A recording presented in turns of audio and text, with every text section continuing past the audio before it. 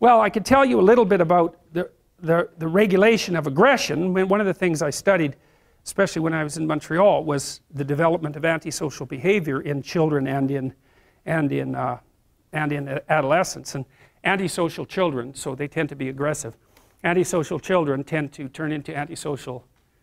There's conduct disorder, technically speaking. Conduct disordered children tend to turn into conduct disordered adolescents, and then they tend to turn into antisocial and criminal adults. And so I can tell you a little bit about how that progresses, I think, because it's quite interesting, and it isn't what people generally think. So the first thing is, if you want to be criminal, the best way to do it is to be really low in agreeableness and really low in conscientiousness. Because low in agreeableness means things are for me and not for you, and you're not going to get me to do a damn thing that I don't want to do, and I'll stand my ground. And low in conscientiousness means you can do all the work, and I'll sit back and take the benefits. And so if you have someone who's really disagreeable and really unconscientious, you have someone who's starting to border on psychopath. And if you add high intelligence and high emotional stability to that, then you have someone who won't work but will reap the benefits, who doesn't give a damn about you, who's assertive as hell, and who's smart. And a person like that's also going to be charismatic, because extroverted, disagreeable people are kind of narcissistic, but they'll put themselves forward strongly, and if they don't show any signs of fear, that also indicates that they're confident, and it's easy for people to confuse that with competence. And that's how psychopaths get away with what they're doing, although they have to move from person to person because their reputation will track them. So anyways, back to the development of aggression in children, the development of criminality in adults. Here's how it seems to work, at least in part. It's more complicated than this, but I'll put in some of the sociological elements as well. So if you take children and you group them together in in groups defined by age, so let's say you have 32-year-olds, 33-year-olds, 34-year-olds, all the way up to 18. And then you watch them interact, and you code their behavior for kicking, biting, fighting, and property theft, then what you'll find is that the 2-year-olds are by far the most aggressive of the lot. So that's pretty interesting, you know, because you think, well, children are naturally peaceful, and if they're aggressive, it's because they learn it. It's like, no, that's true for a small minority of children. But there's a substantial number of children who are aggressive at 2 by nature. Most of them are male. Now that doesn't mean most children are like that, because they're not. Even if you look at 2-year-olds, who are the most aggressive human beings, most 2-year-olds aren't aggressive, but some of them are. And most of those are male. Okay, so then let's say you identify this cohort of aggressive 2-year-olds, and you track them across time. Track them for the next 2 to 4 years, or track them until they're 4 years old. What you find is the vast majority of the hyper-aggressive male 2-year-olds get socialized perfectly well.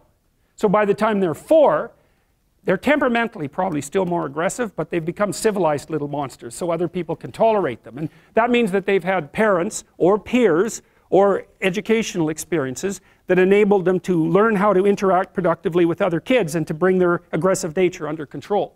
Some of that seems to be mediated by the opportunity to engage in rough and tumble play. And that's one of the things that we know that helps socialize rats, for example. It's vital to them, but it also seems to really be good for socializing young kids. And rough and tumble play, which is something that adult males particularly like to do with young kids, by the way, not before 9 months, because they're just too little, but once they become ambulatory and, you know, kind of puppy-like, so that they're a little bit more robust, then you can play a lot with them, and you can play with them right at the edge of danger too, which kids absolutely go nuts for that. They love that. So when I had little kids, I made this kind of wrestling ring out of these 2 couches that we had that would hook together, and I'd bring them on there and, you know, toss them up in the air and catch them, you know, 8, 10 feet. No. A foot in the air and catch them, and they'd go like this, and then, you know, I'd catch them and they'd laugh, and I'd throw them up and they're all freaked out, and then they'd laugh, and, you know, so they're learning trust with that in an embodied way, and they're also learning, and this is from stretching them out and wrestling them and twisting them around and letting them pull on your hair and hit you and all of those things. They learn deep in their bones exactly what can hurt them and what doesn't, and you want to kind of push them to the edge, you know, so that they can tell the difference between what hurts and what's still within the realm of the game. And you do the same thing when they're wrestling with you, so they learn not to, you know, awkwardly stick their thumb in your eye or do things that are actually painful, like grab your lip and pull it. You know, it's like, no, let go of my lip, you know. And so that seems to help regulate the aggressive impulses and help the child find a more appropriate embodiment. You could think that what you're doing in some sense when you're rough and tumble playing with kids is teaching them how to dance, because that is what you're doing. You know, you're making them comfortable in their bodies in all of its extension, and building in that kind of body fluency that you see in people who are well situated inside themselves. And so that's something to really think about, you know, and it's appalling. We know that the ability to engage in rough and tumble play among rats inhibits aggression, impulsive aggression among rats. We also know that if you deprive rats of the opportunity to engage in rough and tumble play, they show prefrontal cortical developmental deficits and manifest behaviors that are akin to attention deficit disorder, which you can then treat with Ritalin. And so one of the things that's happening with boys, because they're way more dosed with attention deficit disorder medication than girls, is that their natural proclivity to engage in robust and troublesome active play isn't appropriate for a school environment where you're just supposed to sit down and shut up, and so the kids get hyperactive. And instead of letting them out to run around until they fall over half exhausted, which is exactly what you should do, you know, you medicate them so that their exploratory systems, which are the activity of which is facilitated by the dopaminergic agonist, that's the ADHD medication, suppresses the play function. It's absolutely appalling. There's no excuse for it, you know, but it's a good indictment of the education system, because why in the world would you take 6-year-old kids and get them to sit without moving for 5 hours? Unless you want them to grow up fat and stupid, why in the world would you train them to do that? Well, it's easier. That's one thing, you know, and when they're sitting there, there's nothing disruptive about the rough and tumble play, and that can be quite, you know, play can be quite disruptive. So anyways, most of these kids are reasonably well socialized by the time they're the age of 4, using one mechanism or another. They learn how to regulate their aggression, and they learn how to engage in fictional play structures with other kids. They learn how to cooperate and compete. And the advantage to having a well socialized disagreeable person is that they really don't let much get in their way.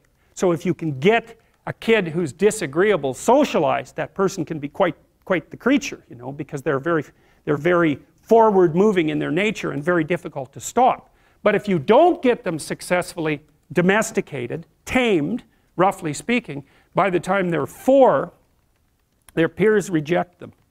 And that's a big problem, because your job as a parent is to make your child socially desirable by the age of 4. Like you want to burn that into your brain, because people don't know that. That's your job. And here's why. It's easy if you think about it carefully. So you imagine you've got a 3-year-old child, so sort of halfway through that initial period of socialization, and you take that child out in public. Okay, what do you want for the child? Who cares about you? What do you want from for the child? You want the child to be able to interact with other children and adults so that the children are welcoming and smile and want to play with him or her, and so the adults are happy to see the child and treat him or her properly. And if your child's a horrible little monster because you're afraid of disciplining them, or you don't know how to do that properly, then what they're going to do is they're going to experience nothing but rejection from other children and false smiles from other parents and adults. And so then you're throwing the child out there into a world where every single face that they see is either hostile or lying. And that's not something that's going to be particularly conducive to the mental health or the well-being of your child. If your child can learn a couple simple rules of behavior, like don't interrupt adults when they're talking too much, and pay attention, and try not to hit the other kids over the head with the truck any more than is absolutely necessary, then, and share and play properly, then when they meet other kids, the kids are going to try out a few little play routines on them, and that's going to go well, and then they're going to go off and socialize each other for the rest of their lives. Because that's what happens, is that from 4 years old onwards, the primary socialization with children takes place among other children. And so if the kids don't get in on that early, they don't move into that developmental spiral upwards, and they're left behind.